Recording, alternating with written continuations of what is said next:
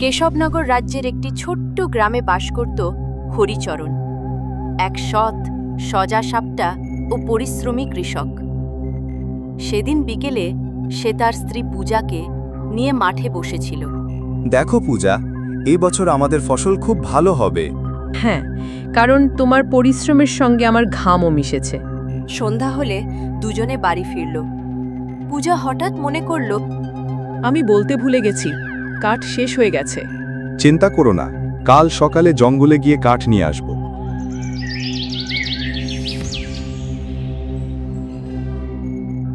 পরদিন জঙ্গলে গিয়ে হরিচরণ ঠিক গাছ কাটতে যাবে, তখনই দেখতে পেল একটি বানর ঝোপের মধ্যে আহত হয়ে পড়ে আছে।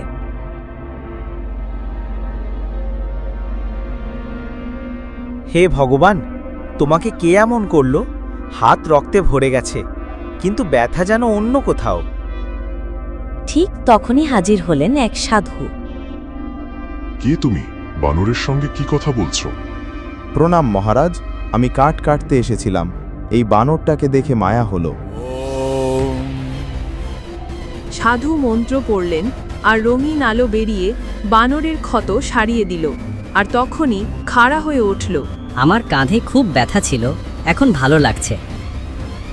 তুমি কথা বলছো কি করে? হ্যাঁ, সাধুর আশীর্বাদে আমার এই ক্ষমতা এসেছে। তুমি আমার প্রাণ বাঁচিয়েছ, আমি তোমার সঙ্গেই থাকব। তোমার নাম রাখি কালু। ভালোই তো, আমি খুব খুশি। হরিচরণ আর কালু দুইজনে হাঁটতে হাঁটতে বাড়ি আসলো।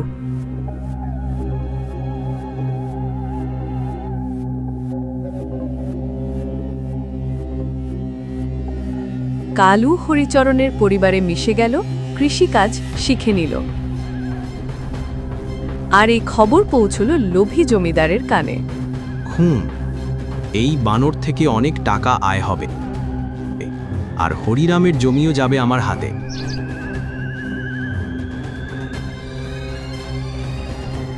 এদিকে পূজার বিরল রোগ ধরা পড়ল। সব টাকা চিকিৎসায় শেষ।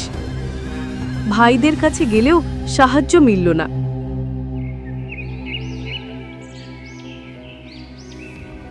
জমিদারের কাছে গেলে সে জমি বন্ধক রাখতে বলল, কিন্তু কালু বলল, না, আমি উপায় খুঁজে বের করব। কালু জঙ্গলে গিয়ে সেই সাধুকে খুঁজে পেল।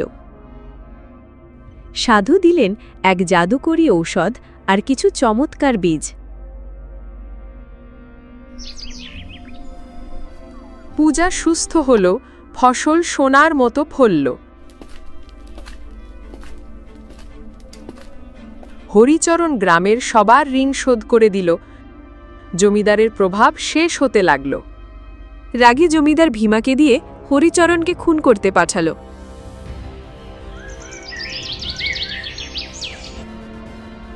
ভীমা বড়শি ছুঁড়ে মারল, কিন্তু হরিচরণ চিৎকার করল।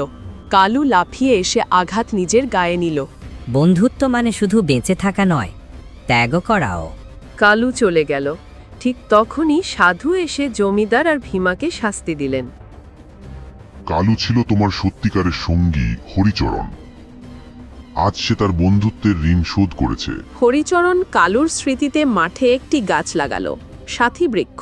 সত্যিকারের সঙ্গে মানুষ নাও হতে পারে, সে হতে পারে এক প্রাণী যে নিঃস্বার্থ ভালোবাসে, রক্ষা করে আর প্রয়োজনে জীবনও দিয়ে দেয়।